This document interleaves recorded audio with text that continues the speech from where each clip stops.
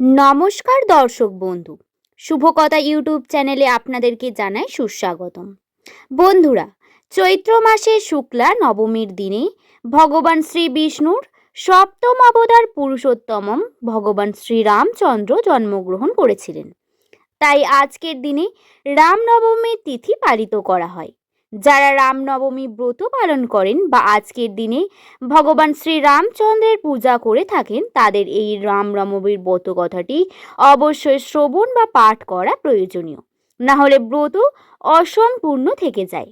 আশা করি ব্রত কথাটি আপনাদের ভালো লাগবে। তাহলে চলুন বন্ধু, আর দেরি না করে ভিডিওর মূল পর্বে প্রবেশ করি। ব্রহ্মার মানসপুত্র মহাযোগী সনক পিতৃ সমীপে উপস্থিত হইয়া জিজ্ঞাসা করিলেন, ভগবান, প্রসিদ্ধ আছে রাজা দশরথের ঔরসে রানী কৌশল্যার গর্ভে ত্রিলোকনাথ ভগবান শ্রীরাম রূপে জন্মগ্রহণ করেছিলেন। দশরথ এবং কৌশল্যা এমনকি পূর্ণ করেছিলেন দুর্বাদলশ্যাম শ্রীরাম তাহাদের গৃহে অবতীর্ণ হলেন। ব্রহ্মা কহিলেন, বর্ষ, তুমি জগতে কল্যাণার্থের জন্য অতি পবিত্র প্রশ্ন করিয়াছ। ইহার উত্তর দিয়েছি, শ্রবণ করো। রাজা দশরথের যৌবনকালে প্রায় শেষ হয়ে এলো, অথচ তার কোনো সন্তান হলো না। বংশ রক্ষা হয় না দেখে রাজা দশরথ খুব চিন্তায় দিন কাটতে লাগলেন। শেষে তার কুলপুরোহিত বশিষ্ঠদেব রাজাকে বললেন তার স্ত্রীকে সঙ্গে নিয়ে শিব দুর্গার মন্ত্র জপ করতে। রাজা দশরথ ও তাহার মহিষী পতি পরায়ণা কৌশল্যা ধ্যানমগ্ন হইয়া শিব দুর্গার মন্ত্র জপ করেছিলেন। তাহাদিগকের কঠোর তপস্যা শশী শেখরের হৃদয় প্রসন্ন হল। তিনি তৎক্ষণাৎ রাজা এবং রানীর পুরো ভাগে আবির্ভূত হলেন। কৈলাসপতিকে দেখিয়া রাজার আনন্দের অবধি রইল না। তিনি করপুটে সদাশিবকে সম্বোধন করিয়া কহিলেন, ভগবান, আপনাকে প্রত্যক্ষ দেখিয়া আমার জন্ম, কর্ম, চক্ষু এবং দেহ সার্থক হল। সদাশিব কহিলেন, রাজন, তোমার অভীষ্ট কি প্রার্থনা করো, আমি তাহা পূরণ করিব। রাজা কহিলেন, হে কৈলাসনাথ, আমি পুত্র অভাবে নিরন্তর মনোদুঃখে কালাতিপাত করিতেছি। কি কার্য করলে আমি পুত্র রত্ন লাভ করিতে পারব? আপনি তাহার উপায় বিধান করুন। সদাশিব কহিলেন, মহারাজা, তুমি ভক্তি সহকারে পুত্রেষ্টি যজ্ঞ সম্পাদন করো, তাহলে কৌশল্যার গর্ভে ব্রহ্মাণ্ড প্রতি জনার্দন তোমার পুত্র রূপে অবতীর্ণ হবেন। দেবাদিদেব চন্দ্রনাথ এই বলিয়া তিরোহিত হলেন।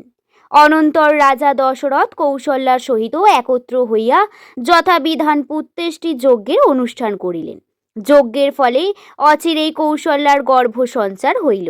যথাকালে চৈত্র মাসে শুক্লাপক্ষে নবমী তিথিতে পুনর্বসু নক্ষত্রে শুভ লগ্নে শুভক্ষণে শুভ যোগে স্বয়ং জনার্দন শ্রীরামচন্দ্র রূপে আবির্ভূত হইলেন। এই জন্য এই তিথির নাম রামনবমী নামে কথিত। এই মঙ্গলময় দিনে শ্রীরামচন্দ্রের উদ্দেশ্যে যে কোনো শুভ কর্ম অনুষ্ঠান করেন, কোটি সূর্যগ্রহণ অপেক্ষা তাহাতে অধিক ফল লাভ হয় সন্দেহ নাই।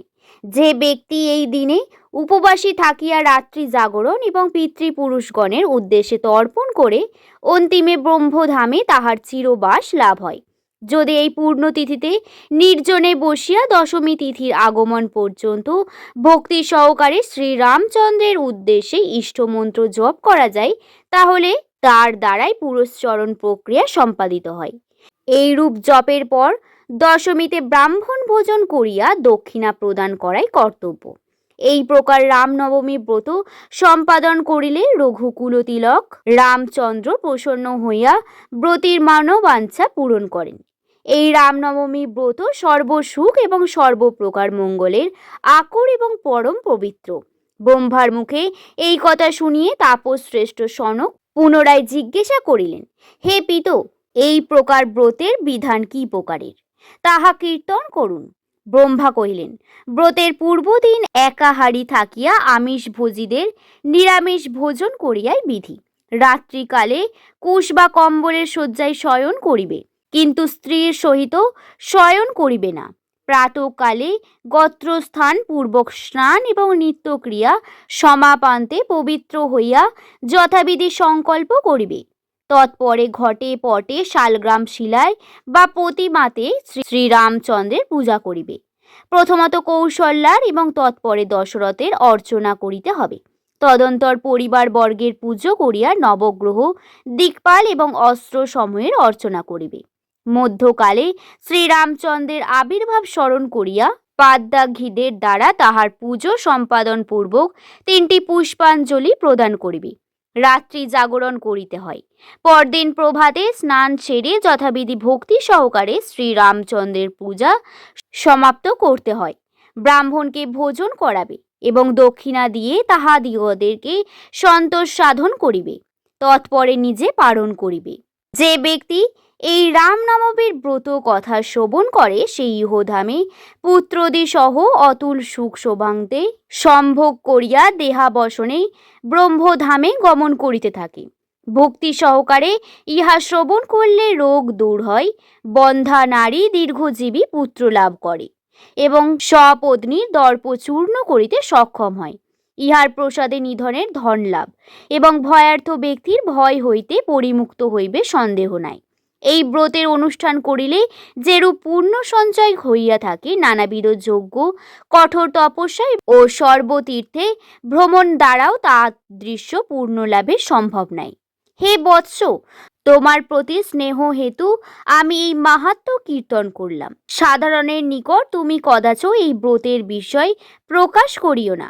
যে ব্যক্তি ভক্ত হরিহরে ভেদজ্ঞান নাই, তাদৃশ্য শিষ্যের নিকটেই ইহা প্রকাশ করিও। জয় শ্রী পুরুষোত্তমম রামচন্দ্রের জয়।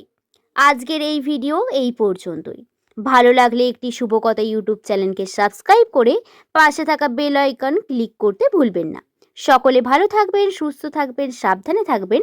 সকলকে ধন্যবাদ।